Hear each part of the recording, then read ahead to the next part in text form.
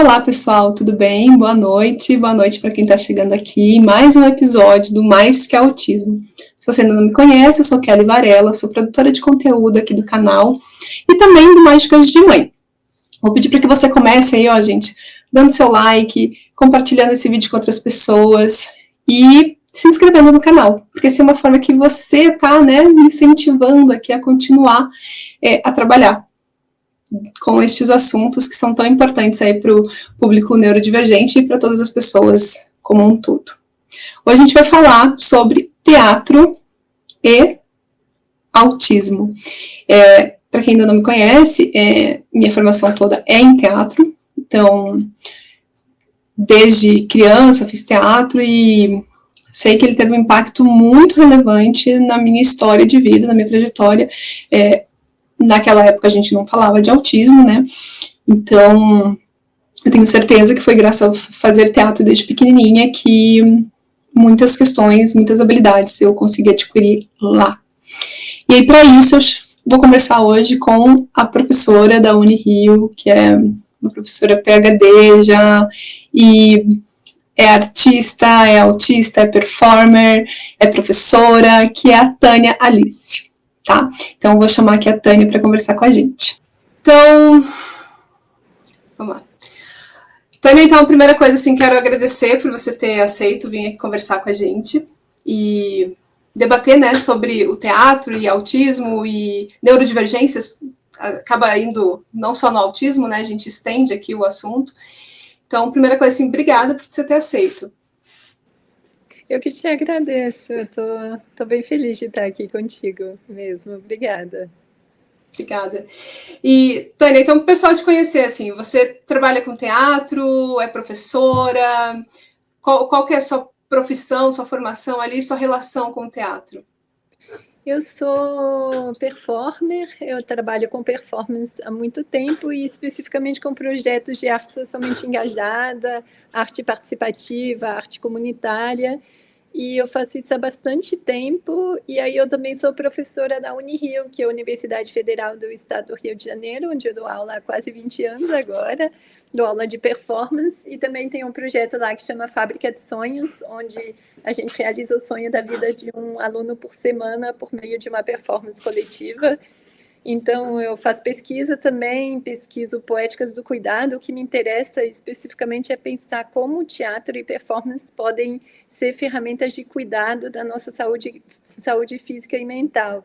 Então, investigo isso com um grupo grande, né? A gente faz pesquisa em arte, então a gente monta espetáculos, faz performances, e está sempre se debruçando sobre a questão da saúde, da arte como produção de saúde e de cuidado. Então, é mais ou menos isso que eu faço em minha relação com teatro. E aí, Tânia, a gente é uma conversa entre pessoas neurodivergentes que receberam o diagnóstico. Eu acredito que o seu também foi mais tarde, né? Sim. Então, queria, assim, que você contasse pra gente o que te levou a buscar esse diagnóstico, o que você percebia, assim, em você, para você ir atrás dele, como que foi esse processo para você? Nossa, isso foi muito interessante, porque eu sempre me senti, assim, um peixe fora d'água, assim, eu sempre me senti muito diferente, mas eu não conseguia saber por quê. Eu sempre olhava para o mundo como um grande mistério, tentando entender por que algumas coisas eram tão evidentes para as pessoas, por que era tão fácil, por que fazia sentido para elas, e sempre eu ficava estudando, assim, só que eu sempre sentia que eu era diferente. Aí depois eu fui colocando isso na conta de ser artista, quando eu comecei a trabalhar com arte, aí isso meio se dilui, né, essa diferença, porque aí você convive com um monte de gente que também é diferente, então acaba que essa questão se dilui um pouquinho, né. Aí, só que eu também acho que eu cresci também, né, eu tenho 47 anos, né? Então, eu cresci também numa época que o autismo, ele era aquela imagem daquele menino que bate a cabeça na parede. Então, não tinha também essa consciência do autismo nível 1, de suporte, não tinha tanto esse conhecimento, então nunca foi, assim, pensado isso. Foi pensado mil coisas, mas nunca foi pensado isso. E aí, quando eu comecei a pesquisar um pouquinho sobre... Na verdade, eu comecei a perceber que todos os meus melhores amigos eram autistas. Todas as pessoas com quem eu me dava bem eles eram autistas e falavam, eu sou autista. Eu falei, gente, você também... Aí eu comecei a perceber que eu só me entendia muito bem com pessoas autistas. E aí eu lembro que eu conversei uma vez com uma amiga, eu falei, poxa, mas você acha? Porque eu só consigo comunicar bem, facilmente com pessoas autistas. Aí ela me olhou e falou assim, né? Aí ela falou, eu acho que normal você não é, não. Aí eu falei, bom, vou fazer o teste, então, para ver se é isso mesmo. E aí deu resultado, assim, evidentemente, assim. Então, foi um grande alívio, assim, de falar, ai, meu Deus, tem um nome, sabe? Porque tem uma coisa que me irrita muito, assim, que é quando as pessoas falam contra os diagnósticos. Elas falam, ai, que hoje em dia tudo é diagnóstico, ai, que todo mundo hoje em dia tem não sei o quê. E assim, é como se você tivesse uma dor de barriga a vida toda e de repente alguém fala assim, ai, tua dor de barriga tem um nome, é porque você come tal coisa, aí você come menos aquela coisa, você entende melhor o que é e você para de ter tanta dor de barriga, sabe? Então, para a gente que recebe o diagnóstico, pelo menos para mim, foi um alívio muito grande. Eu acho que um diagnóstico acertado, ele é um alívio enorme, né? Então, para mim, o diagnóstico ele foi muito libertador. Eu falei, meu Deus, finalmente tem um nome, sabe? Tem uma coisa, tem algo para eu entender, para eu estudar, para eu compreender. Então, foi muito bom para mim o diagnóstico. Até quando você fala ali, né, tipo, chegou-se ao nome, né, porque até então, pelo que você fala, você passou por várias outras diagnósticos, talvez, eu não sei, né, se você recebeu, assim, outros diagnósticos, mas que a gente escuta muito e vê muito, na maioria dos autistas, né, que eles passaram a vida inteira sendo diagnosticados de forma incorreta, tomando medicação para coisas que não eram, até que quando você recebe o diagnóstico correto, aí você sabe, não, agora eu me entendo, e aí sim você vai tomar o caminho certo, né, Tânia? Não, porque eu não entendia, assim, eu não entendia por que, sei lá, pegava um metrô, alguma coisa, e todo mundo estava ótimo, e eu começava a passar mal, a ter uma crise. Aí depois que eu fui entender o que é crise sensorial, eu fui entender o que desencadeia, eu fui entender também como me preservar e tal. Então, mudou muito, foi muito positivo para mim, porque eu não entendia o que acontecia comigo, eu nunca entendi. Eu falava, gente, mas por que não? Eu entendo coisas muito complicadas, eu pego assim de letra, assim, umas coisas muito complexas, mas umas coisas simples eu não entendo. Então as pessoas achavam que eu fazia de propósito, né? Assim, tipo, como é que pode uma pessoa fazer um doutorado super premiado com 21 anos e não consegue achar o caminho até a padaria que vai todo dia, sabe? Parece que você não quer ir para a padaria, parece que está de preguiça. E não é isso, assim, é que você se perde mesmo, né? Então, foi muito bom entender isso, muito bom mesmo. E eu não sei se para você, né, quando você fala ali também que as pessoas acabam minimizando, eu acho, ou não validando, né? Acho que a falta de validação do diagnóstico, né?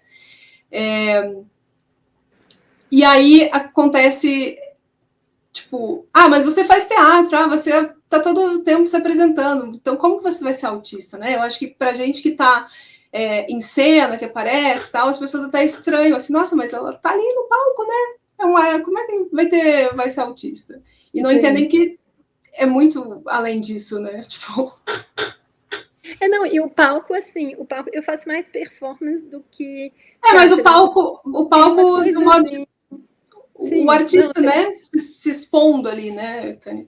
Mas que eu acho que é muito previsível, tanto o palco quanto a performance tem uma previsibilidade, a gente sabe o que deve acontecer. Pode ter um erro para lá, para cá, mas você sabe o que você tem que fazer, você sabe quanto tempo vai durar, você sabe basicamente tudo. Então, eu acho um ambiente muito seguro, assim, porque não tem grandes surpresas. Mesmo na performance, tipo, eu tenho um programa performativo que eu vou fazer, tem um espectro de coisas que podem acontecer, mas tem coisas que eu sei que não vão acontecer, e aí também tem um anjo comigo, quando eu estou performando na rua, uma pessoa que faz essa função de cuidado e tal. Então, assim, não pode acontecer muita coisa, né? E eu acho que é um aprendizado para a gente se relacionar e é um aprendizado também para a gente entender o mundo, né? Assim, tipo... Eu lembro quando eu comecei a fazer teatro, bem lá no início, e a gente tinha, não sei se você lembra aquela época que a gente fazia, ainda tem, né? Mas eu que não faço mais, aqueles estudos, qual que é a intenção do personagem, qual o subtexto. E eu não sabia, eu falava assim, meu Deus, mas eu não sei o que esse personagem está pensando, se eu já não sei o que a pessoa na minha frente está pensando, como é que eu vou saber por que o personagem fez isso? Eu sei lá por que o personagem fez isso. Eu quebrava muito a cabeça com isso. Mas aos poucos você vai entendendo, os personagens fazem por interesse, cada pessoa tem um interesse, então esse interesse você...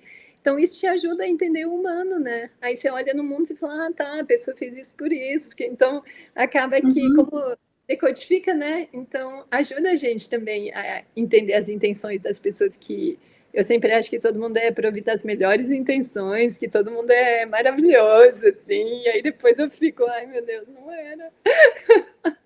Essa dificuldade de leitura, né, do que o outro realmente quer da gente, eu tenho um pouco de dificuldade, assim, de saber ler, né, a expressão, não só pela... Eu tenho a questão visual, mas não é da questão visual, isso é um pouco de você, às vezes, não entender o que o outro tá querendo te falar, né? É porque ele não fala... Porque, assim, vê se você concorda comigo. As pessoas dizem que a gente, como autista, tem dificuldade de comunicação. Mas se você parar para ver, o neurotípico ele tem muito mais dificuldade de comunicação, porque ele fala uma coisa para dizer outra. Então, isso é uma dificuldade de comunicação. Você quer falar uma coisa, você fala essa coisa. Então, fica tudo simples, né? A pessoa fala, você gostou? Não, não gostei. Ah, você gostou disso? Gostei. Então, vamos. Mas assim, a pessoa, ai, eu amei. Aí tem todo um jogo, você entende que ela não está amando de verdade. E aí a gente que tem dificuldade de comunicação, eu não concordo, não. Porque minhas amigas autistas, meus amigos autistas, eles são muito diretos. Eu sei onde que eu tô, eu sei o que eles estão achando. Agora, os neurotípicos não, tem que ficar decodificando o que eles acham. Será que a pessoa falou que não queria mais comida porque ela é educada? Ou porque ela realmente não está mais com fome? Ou porque ela... Sei lá, né? É muito difícil quando a pessoa não fala o que ela acha. Dificulta a nossa vida, né? Sim, bastante. Você falou ali da previsibilidade e tudo mais do teatro. Acho que é isso, assim, né? Quando você, seja na performance, seja na dança ou no teatro ali, você ensaiou aquilo várias vezes, né? Você sabe exatamente quantos passos você vai dar, quando que você... o que teu corpo tem que fazer, como que tem que ser o tom da tua fala. E aí, eu não sei se para você, como era, assim, uma das coisas que me pegava muito no teatro era quando eu fazia improviso ao vivo mesmo, sabe? Porque aí você não tem essa previsibilidade, né? Então, Sim. na performance, você não tem isso de o público te trazer algo que você não espera e como lidar com esse imprevisto, assim. Não tem, mas é um contexto muito, muito limitado, assim. Por exemplo, o projeto que eu estou fazendo agora, que eu estou fazendo há algum tempo, ele chama Ensine-me a Fazer Arte. Então, eu vou para a rua com cartaz, está escrito Ensine-me a Fazer Arte, boto 2 banquinhos, a pessoa senta e eu pergunto o que você acha que eu, como artista, devo fazer hoje em dia. E a pessoa me responde. E aí, depois eu tenho um espetáculo onde eu projeto as respostas das pessoas, o que elas falaram na Índia, na Europa, na América do Sul, em vários... Eu viajei muito já com esse cartaz, assim. E aí eu executo em cena algumas das respostas, né? Eu vou contando a história e tal, e vou falando, ó, quando eu fui para a Índia me falaram isso, e aí eu e meu parceiro de cena, o Gilson Mota, que faz o espetáculo junto comigo e faz a cenografia, a gente realiza as respostas em cena. Então, quando a pessoa vem conversar comigo, é claro, eu não vou saber exatamente o que ela vai me dizer, mas eu sei que ela vai sentar, eu sei que isso vai durar um certo tempo, eu sei que se eu não quiser, eu vou falar muito obrigada, eu vou sair. Então, assim, eu não sei do conteúdo, mas o set em si, como eu faço isso há muito tempo, eu consigo ter não uma previsibilidade, mas um controle, assim, mais ou menos do que pode acontecer, do que não pode acontecer, e aí eu acho que isso ajuda também a ser mais tranquilo, né? Uhum. E você, o que você nota, assim, que para você, tipo, mudou no seu olhar, assim, do seu trabalho? Antes você, como autista, que aconteciam, você falou do texto ali, que você não conseguia ver as intenções e tal, né? Mas outras coisas, assim, você nota que, tipo, poxa, agora eu entendo porque, ou você reviu, né, essa forma de fazer teatro, de fazer o teu trabalho, assim, a partir do diagnóstico, sabe? Eu acho que eu tenho mais facilidade a dizer isso eu não consigo, isso eu não posso fazer, isso eu posso fazer. Eu acho que eu não estou me cobrando tanto mais de fazer tudo tão é de dar conta de coisas que eu sei que eu não dou conta. Pegar um exemplo totalmente bobo, usar um figurino apertado. Antes eu ia me forçar, eu ia pensar, não, se o figurinista concebeu, é a concepção dele, eu não vou decepcionar ele, eu tenho que fazer a coisa. Ia sofrer, ia dar um jeito e depois ia estar mal. Hoje em dia eu já falo, ó, eu tenho essa limitação, se puder criar algo nesse sentido e tal, então eu acho que é mais sobre a comunicação e dar uns... Porque eu acho que a gente, como autista, a gente tem responsabilidade de definir nossos limites e também nossas competências, né? Porque eu tenho muita dificuldade quando eu vejo alguém, por exemplo, utilizar o diagnóstico quase como uma desculpa, sabe? Tipo, isso eu não faço porque eu sou autista. Eu acho que a gente tem que avisar antes no trabalho. Olha, minha limitação é essa, mas assim, não é porque eu sou autista que eu não vou chegar na hora, não é porque eu sou autista que eu não vou... Ao contrário, né? Se você vê Caxias, chega na hora, tudo certinho e tal.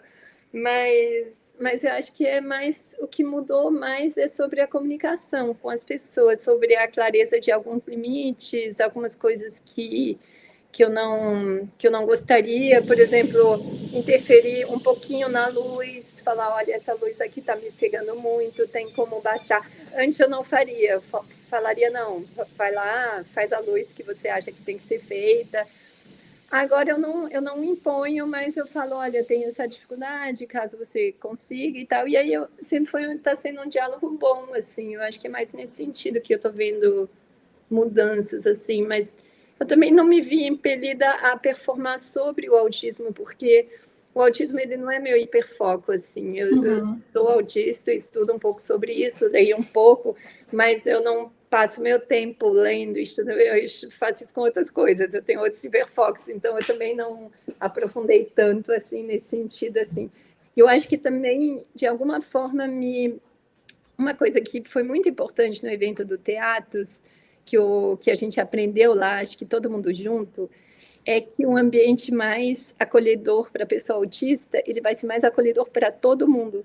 Então, eu entendo também que se eu tenho essa sensibilidade de falar, olha, isso aqui, isso não vai ser só bom para mim, vai ser bom para todas as pessoas mais sensíveis, que vão ter fotossensibilidade, ou que vão ter uma questão sensorial. Então, não só autistas, assim, mesmo uma pessoa mais, assim, neurotípica total, normal, não sei o quê, ela vai se beneficiar também de ter um ambiente bonito, cuidado, uma iluminação cuidada, com um som não alto demais. Então, eu acabo percebendo que se eu falo, não é só em benefício próprio, assim, sabe? É em benefício de pessoas, às vezes, que não são diagnosticadas ainda, ou que não sabem, ou que têm outra questão, ou que estão tomando remédio que está fazendo elas ser hipersensíveis a algumas coisas, ou estão, sei lá, com outra questão emocional, né? Então, acho que isso foi um aprendizado, tipo, que isso pode ajudar também outras pessoas. Foi bom isso.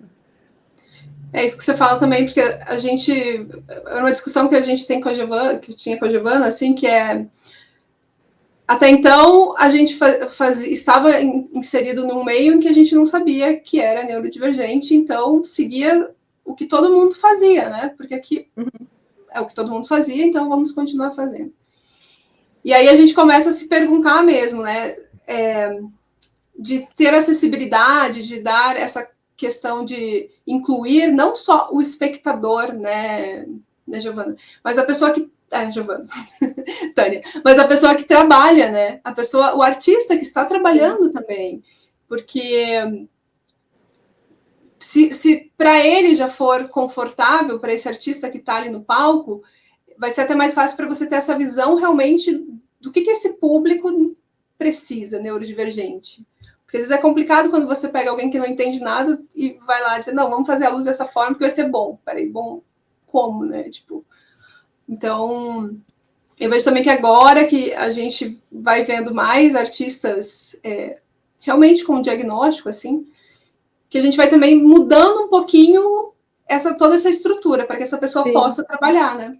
Sim, sim. É bem importante isso, né? Porque até quando estava olhando suas redes sociais, né? Tipo, o estudante já na universidade. Porque parece que a gente tem muito um olhar para o autista, muito enquanto ele é criança. Depois, na adolescência, a gente vai vendo que vai diminuindo, e parece que no adulto, não, agora você chegou na vida adulta, então você consegue se virar, né? Então você vai. E não é bem assim, né?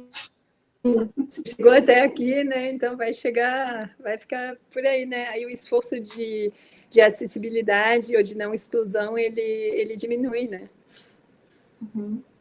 E como que é essa parte para vocês, assim, na universidade mesmo, tipo, os autistas na universidade? Então, a gente tá travando um pouquinho para mim, para você tá ok? Travou um pouquinho, mas já voltou. Tá. Agora travou. A gente, no ano passado, junto com uma aluna do teatro, que também é autista, que chama Letícia Kroner, a gente criou um núcleo que chama Buda. Meu cachorro de suporte, ele chama Buda, é o cão mais fofo desse mundão. A Giovana conhece. E o Buda, ele é o bando de universitários diagnosticados com autismo. Então, assim, o símbolo é a carinha do Buda, e aí esses universitários, eles procuram o Buda a partir do momento que eles têm diagnóstico, e aí a gente faz diversas ações, assim, uma das ações é o acolhimento da pessoa, escutar as dificuldades dela e as necessidades dela, e aí eu posso fazer a ponte, eu faço a ponte com a coordenadora de curso, e essa coordenadora de curso repassa para os outros professores as necessidades específicas dessa pessoa, para a pessoa não ter que cada semestre explicar para 10 professores diferentes e justificar, e as pessoas acham estranho. Então, assim, para ela falar só uma vez e a gente repassar, isso seja também considerado. Aí a gente criou uma cartilha, um guia também, que a gente publicou no ano passado, que chama Autistas na Universidade e Agora. E aí tem uma parte para docentes, que é como ser inclusivo com aluna autista, e para o aluno também, o que você pode fazer para facilitar a tua própria integração, o que pode acontecer na universidade e que você pode prever para minimizar um pouco o estresse que pode surgir disso. E aí a gente está pensando agora de dobrar essa pesquisa num projeto também de iniciação científica que a gente está, assim, a Letícia está escrevendo, então várias pessoas vieram procurar a gente já com diagnóstico para pedir auxílio, só que eu percebo que a maior parte dos alunos me procura e fala assim, olha, eu queria conversar contigo porque eu sei que você é autista, você vai me entender, mas eu não quero que ninguém saiba que eu sou autista. Então, eu sei que tem muitos alunos autistas, mas são muitos alunos que não querem revelar o diagnóstico porque têm medo do capacitismo, né, do estigma mesmo, de não ser chamados, enfim, várias coisas, né. Então, a gente está tentando reverter um pouco isso, né, que as pessoas possam assumir os diagnósticos, entender que é apenas uma diferença, né. Outro dia eu conversei com uma amiga e ela falou que as empresas de RH, né, se elas têm as vagas para PCD, pessoas com deficiência, a maioria não gosta de pegar autistas. Então, elas pegam as outras deficiências menos o autismo, porque eles têm medo dessa imprevisibilidade.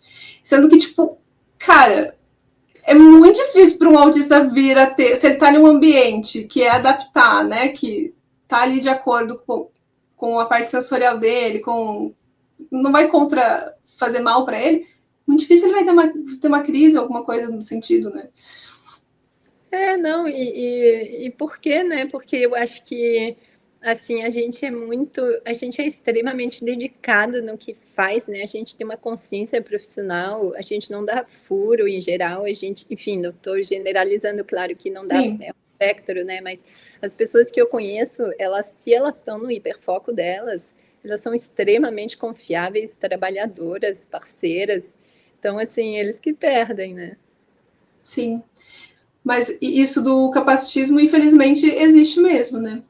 Porque que é outro papo, assim, que parece que... E aí vai além do autismo, mas acho que vale a gente falar que quantos artistas, agora vamos pensar, né? Quantos atores realmente têm um papel de protagonista ou têm um papel, seja cinema, TV, teatro, né? Que não seja quando ele mesmo é dono do seu trabalho, entende? E que a pessoa sabe que ele é uma pessoa com deficiência. Ou quantos personagens realmente são uma pessoa com deficiência, mas sem cair no estereótipo, é uma pessoa que vive. A gente tem uma deficiência, mas vive, continua fazendo as coisas como qualquer pessoa, né? Então, Acho que é uma longa estrada aí pra gente. E eu entendo também o medo das pessoas que não querem revelar, né, o diagnóstico. Porque não querem ficar também naquele estigma, enfim, então acho que precisa mudar muito a imagem, né? Eu acho que é muito positivo algumas campanhas que estão acontecendo, assim, de pessoas ou de pessoas que têm uma repercussão positiva, né, por parte do público, assim, cantores e tal, que revelam um diagnóstico e tal. Acho que é bastante interessante ter um espelhamento positivo, né, da pessoa falar, olha, porque o autismo ainda é associado ao fracasso, né? A você não conseguir, a você ser diferente, a você ainda tem isso muito forte, né? Então, se você consegue ver aquilo como uma diferença e uma potência, eu acho que muda bastante a visão das próprias pessoas sobre si mesmas, né? Mas eu acho que para isso é preciso falar sobre, fazer isso que você faz, né? Assim, podcast, entrevistar pessoas. O evento da Giovana também foi muito importante, porque foi um evento pioneiro, eu acho, no Brasil, assim, que ela fez a retomada no ano passado, unindo, assim, artistas. A gente agora também está fazendo um dossiê, vou até te mandar depois uma chamada para escrever artigos e trabalhos artísticos, que vai ser um dossiê só de artistas autistas. Então, acho que essas iniciativas todas, elas são importantes para a gente mudar um pouco essa visão, né, que é colocada sobre a gente, que muitas vezes não corresponde, né, àquilo. E aí, esse projeto que vocês têm, que você falou ali do cuidar, né, como que ele funciona? Qual que é dessa parte? É a arte? Como que ela vai intervir assim, na saúde física e mental das pessoas? Então, na verdade, isso é um projeto que eu estou fazendo, eu estou no 5º ano agora desse projeto, né? No primeiro ano, a gente convidou diversos artistas que a gente considera que cuidam, né? Que tem trabalhos que cuidam das pessoas com quem eles trabalham. Então, a gente convidava uma pessoa por semana, a gente é um grupo de 30 pessoas e falava assim, pode fazer com a gente o que quiser. Aí, no final desse primeiro ano, a gente foi listando o que nos tinha promovido uma sensação de cuidado, ou na maneira de abordar, ou no conteúdo, ou naquilo que foi feito. E a gente começou a ver que tinha alguns princípios que estavam permeando a questão do cuidado, que não era só uma questão abstrata, que muitas vezes alguns desses elementos eram, por exemplo, o silêncio. O silêncio, ele traz uma sensação de pertencimento, de cuidado e tal. Então, a gente foi listando esses elementos. Aí, a partir desses elementos, no segundo ano, a gente sorteou esses elementos por grupos de performance e atores, e a gente começou a trabalhar também com pessoas que foram internadas em hospitais psiquiátricos, como Barbacena, o Bispo do Rosário, Nísio da Silveira e tal. E a gente foi juntando essas improvisações num espetáculo que a gente, ele ficou em cartaz no Instituto Municipal Nísio da Silveira. A gente ocupou um antigo espaço de internação, onde até ainda tinha as camas, sabe, que as pessoas dormiam. Então, a gente fez todo o espetáculo lá e o público era internado, só que ele era internado numa internação lúdica. Então, assim, ele passava por diversas terapias, como reabilitação do sonho interno, aí tinha exames que mediam o nível de utopia da pessoa, media o nível de sensibilidade sensorial, aí tinha várias experiências que o público passava, e depois tinha os tratamentos, que era tratamento de reabilitação da alegria, tratamento de restauração da sensibilidade. Então, o público passava por aquilo tudo, e essas diversas etapas, e passava por essa experiência de internação.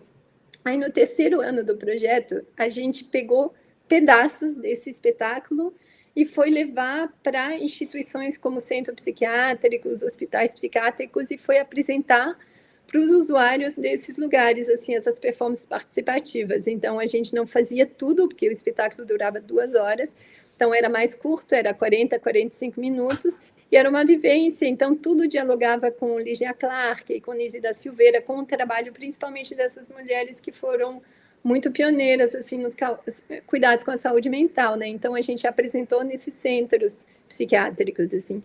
E aí tinha uma última parte do espetáculo que esse ano agora a gente vai retomar essa parte, e esse ano a gente quer pensar mais especificamente por meio de um espetáculo como a gente passou de um regime de internação dentro de um hospital psiquiátrico para um regime de internação dentro de uma universidade pública e quais são as diferenças em termos de repercussão de saúde mental nas pessoas e por quê. Assim, a gente vai começar agora em abril, deve virar um espetáculo, mas eu ainda, né, a gente ainda está no início assim, desse trabalho, então não saberia te dizer. Mas todo ano a gente faz uma pesquisa, é um grupo grande, assim, de umas 25, 30 pessoas, e a gente sempre monta um espetáculo, realiza performance. É uma pesquisa em arte, né? Não é uma pesquisa sobre, é uma pesquisa na linguagem mesmo. E aí é um grupo assim aberto, né? Quem estiver interessado em participar se junta. Mesmo para quem não é da universidade. É mais raro, é mais difícil em geral, porque nos dias de semana, né? Então, sexta de manhã. Então, tem gente que não é da Unirio, que é de outras universidades, mas a maioria acaba sendo professor, pesquisador, aluno, acaba meio que juntando, assim. Mas é um grupo muito legal, é um grupo apaixonante, assim. Todo mundo trabalha um pouco na questão da saúde e é artista. Então é interessante, tem pessoas que estão se formando como psicólogos, tem outros que são terapeutas, tem outros que... É bem interessante a mistura das pessoas. Aí a gente desenvolve um trabalho aqui também que é de teatro com pessoas neurodivergentes, assim, crianças, adolescentes, adultos. Cara, eu falo, não sei se é porque eu não tive o diagnóstico lá na infância, mas eu fiz teatro desde que eu era pequena, né, desde os meus 11 anos, assim. E eu vejo que ele consegue trabalhar tantas questões que a gente tem de dificuldade mesmo, sabe? Que é do espectro mesmo. Então, eu acho que ele é transformador, assim, né? Seja o teatro ou a forma artística, assim. Então, eu acho que ele pode... Tanto que fora do Brasil a gente já vê, né? Como teatro terapia e tudo mais, tipo... Sim. Porque é muito potente, assim. Total. Nossa, é a salvação, né, da gente. Eu acho também.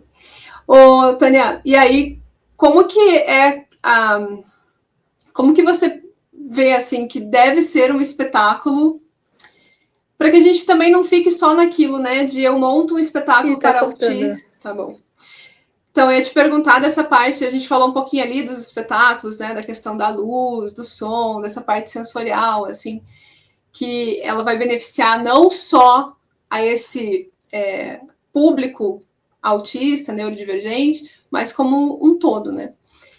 Então, como que você vê mesmo? Porque a gente geralmente, quando vai ver um espetáculo que é pensado para o autista, ele é feito assim, uma apresentação ou, né, uma sessão ali direcionada para o autismo, mas não é assim, não é quando eu quero ir qualquer dia, entende? Tipo, e poder assistir, né? Como que a gente consegue aí também chegar nisso, né? Então, isso na verdade é uma questão que eu tenho me dedicado bastante de uns meses para cá, a pensar sobre. Eu acho que um dos disparadores foi o evento teatro, justamente, porque a gente teve vários debates sobre isso e foi muito interessante.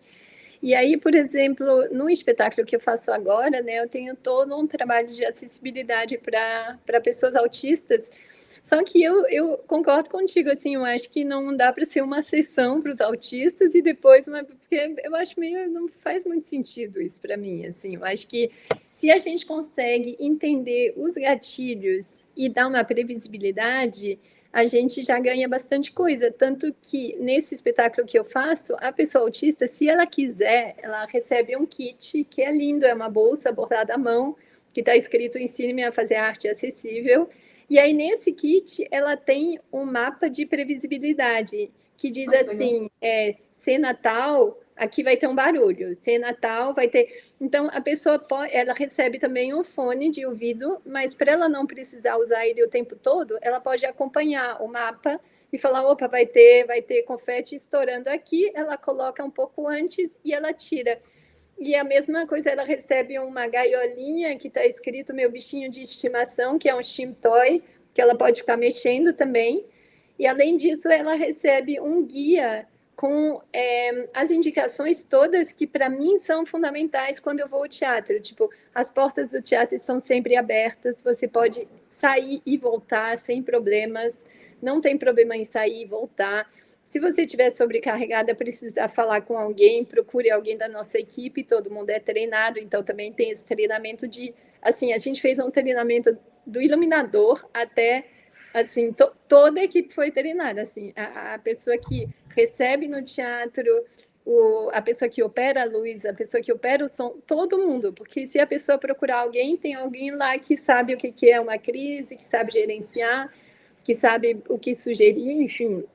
E aí tem várias questões, assim, de tipo, o espetáculo dura tanto, se você não quiser participar, você pede, tem assentos reservados para quem não quer participar de jeito nenhum, porque como é um espetáculo participativo, sempre pode ter eu chamando as pessoas para participar, então tem assentos. Isso tudo foi elaborado em conjunto com a Giovana e com uma empresa de São Paulo que chama A Língua, que trabalha acessibilidade. A gente trabalhou juntas, assim, com um apoio gigante da nossa produtora, Jaque Salles, assim, que foi muito importante no processo. E aí a gente conseguiu ter essas 10, 15 regras aí, que elas estão já expostas na entrada do teatro, você pode sair quando quiser, você pode voltar sempre. Aí você tem a opção de pegar o kit ou não, aí tem esse Steam Toy, tem o mapa de previsibilidade, tem o fone de ouvido, enfim, a bolsa é sensorial, é bonita, assim. Então, eu tento que a acessibilidade seja poética, que ela não seja funcional, sabe? Tenho aí um espetáculo, como é que eu vou fazer agora para adaptar isso para esses autistas e tal, né? Então, é mais entender como, desde o início, a gente pode pensar uma acessibilidade poética que também não poda o artista, né? Porque eu percebo que muitas pessoas não gostam de contratar consultores de acessibilidade em autismo, porque as pessoas ficam também tratando a gente como se a gente fosse de açúcar, assim. Uhum. Não pode ter uma explosão, não pode ter não sei o quê. Sendo que tem autista que vai em show, fica na frente do palco e fica se descabelando lá. Eu não consigo, mas tem gente que consegue. Então, é um espectro tão amplo que também você não pode privar a parte das pessoas, porque determinada parte pode ter um gatilho e não sei o quê. Então, acho que é importante também que o artista tenha a liberdade de fazer e de entender como isso pode ser tornado acessível para a pessoa, porque eu também não quero... Porque essa coisa de um espetáculo só para autistas, para mim é um pouco quando você vai comer um doce light, sem açúcar e sem leite. Você diz, cadê o doce, assim, sabe? Eu queria o doce, mas que eu soubesse o que tem para eu saber se eu dou conta ou não, né? Mas isso é um pouco a minha visão, né? Eu não sei essa visão se ela é bastante comum ou não, mas eu acho que a questão da liberdade artística ela é importante e a questão da acessibilidade é importante, então, botar em diálogo desde o início. Tipo, no meu caso é mais fácil, porque como eu sou autista, então eu já não vou botar coisa muito barulhenta, já não vou fazer isso, né? Mas se a pessoa não é, ela pode estar dialogando desde o início também com alguém para pensar uma acessibilidade poética e não funcional, né? Porque a acessibilidade funcional ela é meio... Porque, sei lá, você vai sentar para o cadeirante, ele só tem uma cadeira que ele pode escolher, que é aquela cadeira lá do cadeirante. Mas aquela cadeira do cadeirante, em geral, é na primeira fileira. Eu odeio sentar na primeira fileira, assim, eu gosto de ficar bem atrás. E aí, imagina, você ser obrigado... Então, eu acho que é um espectro tão amplo, né? As necessidades são tão distintas e diferentes que mais a gente escuta, melhor, né? Por isso acho muito importante ter o trabalho aqui. Eu estou louca para ouvir também o que as outras pessoas estão falando, assim, porque eu acho que a gente vai construindo aos poucos uma acessibilidade real, né? Que não é só para gastar os 10% do orçamento com uma consultoria e jogar um puff ali no canto e dizer que uma sala de regulação sensorial entre o banheiro e a cozinha com um monte de gente passando, porque eu já vi isso em espetáculo também. Eu falei, gente, é para isso que o dinheiro foi gasto, assim, sabe? Só para dizer que gastou. Então, acho que esse cuidado precisa ter, né? Acho. Eu concordo. E até porque quando você pensa... isso vai se incorporando também naquela obra, né? Se você pensar já naquele público,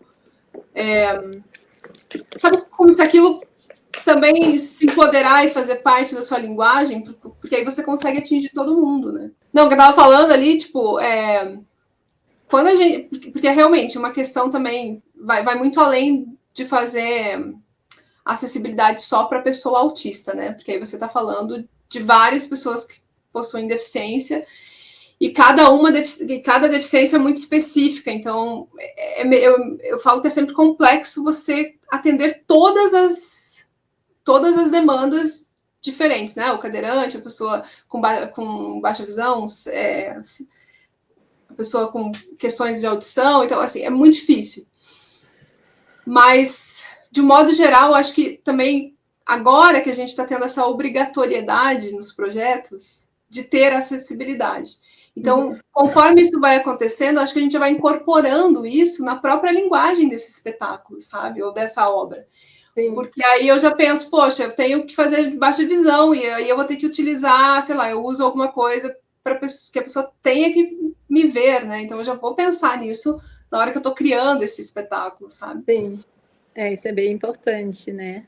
Eu queria muito que essa visão que a gente, essa consciência que a gente está tendo no mundo artístico, que ela se ampliasse também para o mundo da empresa, do transporte, de tudo, né? Assim, que não fosse só a gente no mundo artístico que tivesse esse cuidado, mas que as coisas fossem pensadas, né? Eu estava conversando com uma amiga que tem um irmão autista que tem 8 anos e ela falou que ele era atendido num hospital em Campinas, que é um hospital só para crianças autistas, assim. Então, todos os protocolos são diferentes, são cuidadosos, são respeitosos com a sensorialidade, com tudo. Então, assim, se a gente pudesse também pensar a iluminação dos espaços públicos, se tudo fosse pensado nesse sentido, além do mundo artístico, que eu acho que a gente sempre está um pouco adiantado, né? A gente sempre é assim mais utópico e mais cuidadoso e de alguma forma, mas se as empresas também tivessem isso, né? Tivessem esses cuidados, eu acho que seria bem mais simples, né, para todo mundo, assim, pegar um ônibus, sei lá, fazer várias coisas, trabalhar numa empresa, ir num hospital, sei lá, várias situações assim desafiadoras, né? Que vai além, né, de você só colocar o símbolo do autismo, né, e dizer que aquilo é acessível. Então, não é só isso, sim, né? Não é. Eu sempre eu recebo muitos médicos aqui, muitos profissionais da área da saúde, assim, e sempre falo, né, que, cara, imagine você como autista tendo que ficar em uma UTI, por exemplo, que é uma das coisas mais agressivas no sentido de ter luz, barulho e coisas tipo, o dia todo, sabe? Então, a gente tem que. E aí é meio que consenso, assim, que todas as áreas ainda tem muito para evoluir, sabe? Muito para evoluir. Sim, não, e eu fiquei assim, agora eu tive que fazer uma cirurgia semana passada e eu pude levar meu cão de suporte, né? Eu pude levar o Buda. A diferença que fez isso, eu não faria mesmo, eu não pudesse levar ele. Mas eu levei ele, tudo, muitos hospitais agora estão aceitando, né, para pessoa autista levar seu cão de suporte, assim. Isso é tão fundamental, né? Porque mesmo teatro, qualquer experiência, né, se você está com seu cão, faz muita diferença, né? Fala até um pouquinho de como que é essa experiência com o Buda, assim, porque a maioria das pessoas autistas nem sabe que ela pode ter o cão de apoio. A gente geralmente escuta assim, para criança, né, principalmente, o seu amiguinho de apoio e tal, que é um bichinho de pelúcia, alguma questão, né? Mas o cachorro em si, a gente pensa mais para pessoa com deficiência visual, né? Porque tem o cão de serviço, né, que é o cão para pessoa com deficiência visual, e tem o cão de suporte, né, que são duas funções diferentes, né. Então, por exemplo, o Buda, ele é um cão de suporte.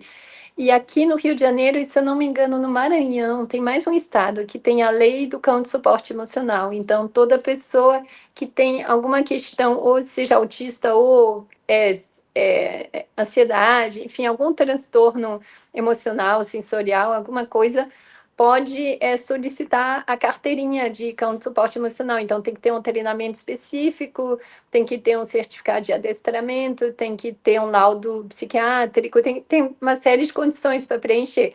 Mas uma vez que você preenche, aí o teu cachorro, ele vai contigo onde você for, assim, ele pode entrar no transporte público, pode entrar no metrô, pode entrar no hospital, pode entrar onde for, assim, supermercado. E aí muda muito a vida da pessoa, assim. Eu acho que, assim, para mim, o que mais me faz bem, o que mais me equilibra é a presença dele, assim, porque com ele dá para fazer tudo, assim. Eu consigo fazer muita coisa com ele que provavelmente sozinha eu não faria, né? Então ele vai para o dentista, por exemplo, ele vai para tudo. Então vou com ele fica deitadinho, fica olhando. Aí depois a gente dá uma volta, bebe água, ele come petisco, fica feliz, levo ele à praia. Então assim a gente tem uma troca, é assim. Eu acho uma das histórias de amor mais lindas que se possa viver na vida, é ter um cão. Assim, eu realmente assim, a gente está falando de performance de teatro, assim, mas eu troco tudo por um minuto com ele, assim. É muito bonito. Ele é muito, ele é muito especial mesmo, assim, sabe? E aí eu acho que se mais pessoas soubessem, por exemplo, ele pegou avião comigo, ele viaja, então eu consigo fazer muita coisa que eu não faria, assim, porque eu não pegaria um avião sozinha, assim, né? Eu pegaria com uma pessoa que eu confio, ou então com ele. Mas assim, sozinha, não ia pegar um avião. Então, E aí, com ele. como que faz o avião? Ele vai sentado do seu lado? Como que é a questão? Porque é Ele um vai, Golden, o teu é um Golden, né? é um Golden, é um Golden. Então Ele eles são vai grandes, né? deitadinho embaixo, assim. Em geral, é aquilo que a gente estava falando antes, né? Que a coisa que faz bem para a pessoa autista faz bem para todo mundo, porque ele consegue relaxar o voo inteiro, ele consegue relaxar o hospital inteiro só pela presença dele, só pela fofura dele. Ele não faz nada especial, mas só a presença dele. Já todo mundo já vem, ai meu Deus, que fofo, que lindo, que bom que ele está aqui. Ele consegue tranquilizar todo mundo só estando, só sendo, assim, é um Buda mesmo, assim, ele é impressionante. Mas aí você que. A pessoa que tem que fazer essa parte de adestrar, ou tem. Será que tem. Não, tem Tem que treinadores, seguir. Tem que seguir, tipo, tem treinadores específicos para que ele seja esse cão, sim. né? Para ele ficar um suporte, ele tem que ter um nível de obediência básica, assim, então, mas aí tem cães que têm mais perfil do que outros, tem, enfim, é bem variável, assim, e aí no dia a dia também você vai formando, vai aprendendo junto com ele vai aprendendo junto contigo, então, assim, você faz as aulas, mas entre uma aula e outra você treina com ele também. Então, assim, eu não desgrudo dele, assim, a gente faz tudo junto, né? Então, a gente se conhece muito, ele sabe exatamente o que está acontecendo comigo antes de eu saber, inclusive, assim, é bem impressionante. Espero que Funciona você conheça ele um dia. bom. A psicóloga dos meus filhos, ela tinha também o Simba, que era Simba o cão terapeuta. Porque era bem fofo, assim, quando ela levava ele para as terapias, com a reação das crianças, sabe? Tipo, a nossa também, né? Mas as crianças, como elas ficavam felizes, assim, tipo, com ele na Sim, terapia. Era é muito fofo. incrível. Sim, é demais. Nossa, Muito, muito legal, muito assim. legal. Eu acho que, assim, se a gente conseguisse. Não sei, né? Não quero falar também no lugar de um psiquiatra, né? Eu estou falando realmente só em experiência própria, né? Mas que a questão do cão de suporte e o uso do canabidiol, se essas duas coisas fossem mais acessíveis para todo mundo, a gente evitaria muita medicação. É porque ainda são é bem restrito, é bem privilegiado, né? Você poder usar canabidiol pelo preço e tudo mais. Mas assim, se a gente tivesse um acesso assim mais democratizado a essas duas vivências, digamos assim, eu acho que a gente evitaria muito estresse, muita crise, muito transtorno, muita medicação, muita. Nossa, eu acho que realmente são, pelo menos falo por mim, né, as coisas que mais me equilibram, assim, no dia a dia, né, assim, eu acho bem importante mesmo ressaltar Não, o é campo. importante a gente falar mesmo, né? Porque, infelizmente, ainda é muito caro, né? O acesso ao canabidiol. Eu tenho vários amigos que usam e, tipo, cara, tipo, em média, mais de R$ 500, assim, tipo, pra poder usar, né? Tipo, pro mês ali, tipo. Então, eu acho uma medicação bem cara ainda, né? É muito caro. Ela tinha que ser realmente democratizada, porque faz muita diferença, assim. E eu não sei, eu percebo que muitos autistas, assim, muitas pessoas autistas que eu conheço, elas têm um vínculo muito específico com animais, assim, seja gatos, seja cães, seja. Aí eu fui estudar um pouquinho sobre isso, e tem um livro da Temple Grandin, sabe, aquela pesquisadora Uhum. autista, e ela tem um livro que ela explica que é porque os animais, eles pensam por imagens, e nós também. E aí, quando você vê a imagem, como a gente vê tudo por imagem, ele, se você tem uma conexão com ele, ele vê as mesmas imagens que você. Então, você não precisa falar, tipo assim, vamos à praia. Você olha para ele, você vê a praia e ele vê também e ele já vai. Então, é uma conexão muito além de qualquer coisa, assim. É muito... E eu vejo muitas pessoas autistas, assim, ter uma conexão com plantas, com ecologia, com animais muito, muito especial, muito sensível, assim, muito, muito bonito, assim, sabe? Eu acho que é algo que ainda vai ser estudado em algum momento, eu acho. Eu acho que sim, e acho que também muito autista. Porque vai bem além até do hiperfoco, né? Não é que a gente tá falando assim que é o hiperfoco, não, é algo que te faz bem mesmo, né? Que te dá prazer ali, mas não necessariamente um hiperfoco, né? É. Você, você tem alguma questão assim, tipo, você falou, né, de viajar com ele e tal. Para você é muito complicado viajar, tipo, veio para Curitiba, daí eu vi que você está fazendo espetáculo em outros lugares, assim, essa mudança de você lida bem assim também? Então, eu lido bem com a mudança e até assim, eu acho que esse é um traço um pouco atípico meu para um autista. Eu gosto de viajar e eu gosto de mudança. Também.